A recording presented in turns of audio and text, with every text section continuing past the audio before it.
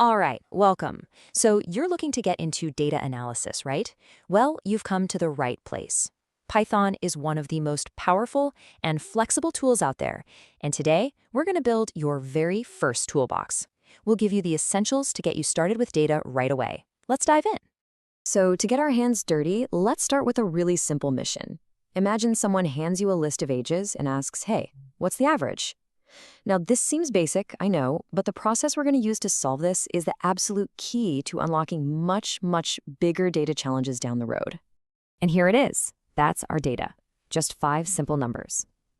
By the time we're done here, you'll have all the tools you need to take this list and figure out the average age using nothing but Python. So let's get to it and start building that toolbox. Okay, first things first. Before we can analyze anything, we need a place to actually put our information, right? In programming, we do this with something called a variable. And honestly, this is the most fundamental tool you're going to learn.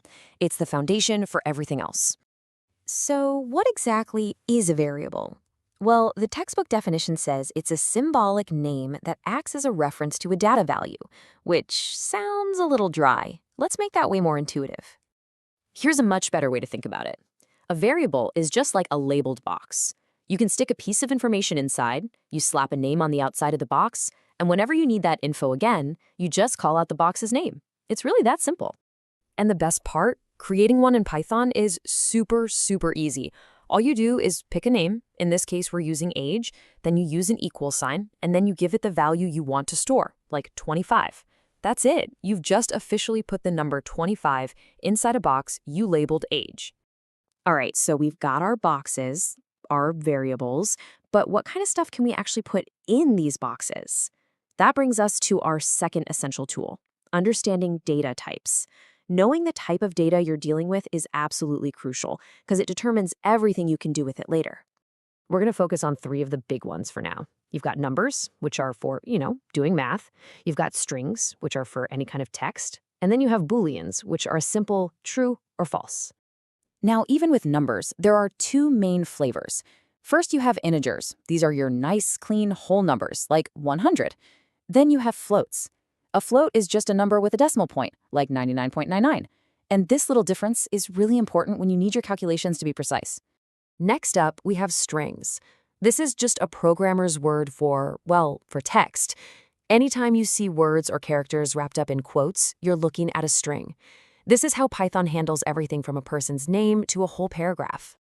And last but definitely not least, we have Booleans. Now, these might seem almost too simple. They can only ever be true or false. That's it. But trust me, they are the absolute bedrock of making decisions in your code. They let your program answer questions and choose what to do next. Okay, so we can store our data and we know what kind of data it is. Now we get to the really fun part, actually doing something with it. So let's add our third tool to the box, simple calculations. Honestly, Python is basically a super-powered calculator right out of the box. You can use all these familiar symbols, the plus sign for addition, the minus for subtraction, the asterisk for multiplication, and the slash for division. It's that straightforward, and it's incredibly powerful. And just like that, our basic toolbox is complete. Think about it. We have variables to store stuff, data types to understand it, and arithmetic operators to do the math. We are officially ready to go back and crush our original mission. Let's break down how we solve this. First, we store the data. We make a variable called ages. But look closely, we're not storing just one number. By using those square brackets, we're creating a list that holds all 5 ages together. It's a great way to group related info. Next, to get the sum, we could add them one by one, but Python has this awesome built-in helper called sum that does all the work for us. Then we need to know how many people are in our list. Again, Python has a helper for that. The len function, short for length, instantly tells us there are 5 items. And finally, the last step is simple division.